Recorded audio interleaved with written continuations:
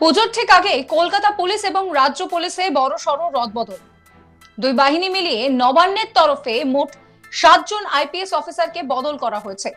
মঙ্গলবার রাজ্য সরকারের তরফে একটি বিজ্ঞপ্তি জারি করা হয়, আর তাতেই বলা হয়েছে 7 আইপিএস অফিসারকে বদলি করা হচ্ছে।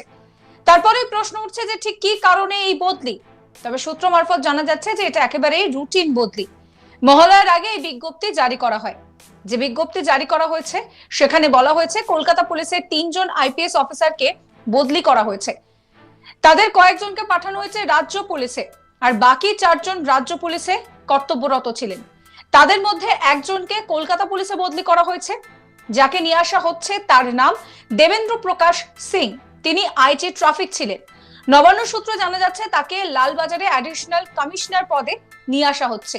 গৌরব শর্মা অতীতে বিধাননগরের পুলিশ কমিশনার ছিলেন, তাকে রাজ্য পুলিশের এসটিএফ এর আইজি পদে পাঠানো হচ্ছে। কলকাতা পুলিশের কমব্যাট ব্রাঞ্চের ডিসি কনওয়ার ভূষণ সিংকে পাঠানো হলো শিলিগুড়ি রিজার্ভ পুলিশে। হাওড়া স্পেশাল রিজার্ভ পুলিশ থেকে স্পেশাল আর্মড পুলিশের সার্কেল অফিসার করা হলো পঙ্কজ কুমার দ্বিবেদীকে। এর আগে কলকাতা পুলিশ কমিশনারের পদ থেকে সরানো হয় বিনীত গোয়েলকে।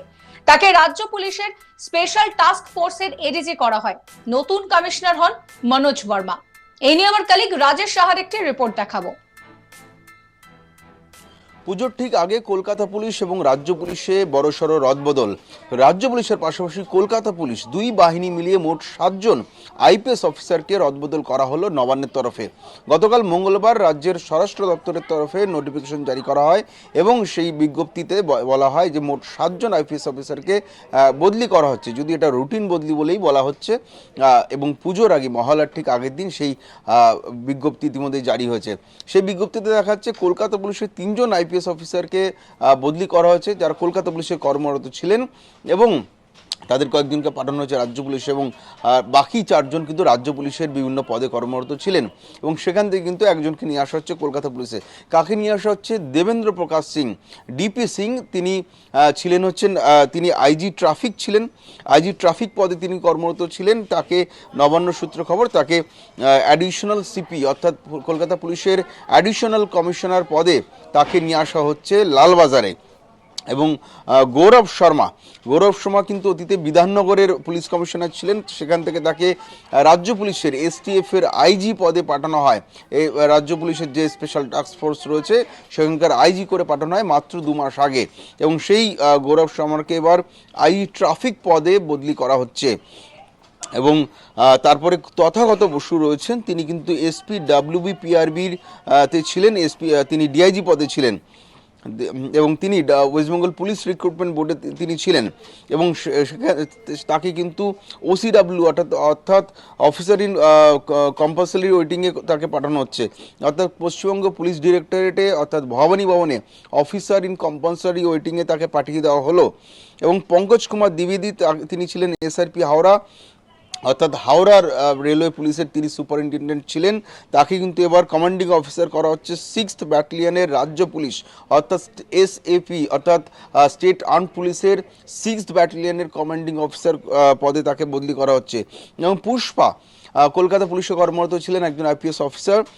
তিনি কলকাতা পুলিশের যে আর্মড ফোর্স রয়েছে, কলকাতার সশস্ত্র বাহিনী, সেটা 3rd ব্যাটালিয়নের তিনি কমান্ডিং অফিসার ছিলেন, ডিসি ছিলেন। তাকে কিন্তু SRP হাওড়া করা হচ্ছে। অর্থাৎ হাওড়া পুলিশের যে রেলওয়ে পুলিশের SRP ছিলেন পঙ্কজ কুমার দ্বিবেদী, তার জায়গায় পাঠানো হচ্ছে পুষ্পাকে। পুষ্পা কলকাতা পুলিশের যেটা সশস্ত্র বাহিনী আর্মড পুলিশের 3rd ব্যাটালিয়নের ডিসি ছিলেন, তাকে হাওড়ার SRP করা হচ্ছে। এবং এই পুষ্পা কিন্তু অতীতে এসপি বারুইপুর ছিলেন। বিগত নির্বাচনের সময় যখন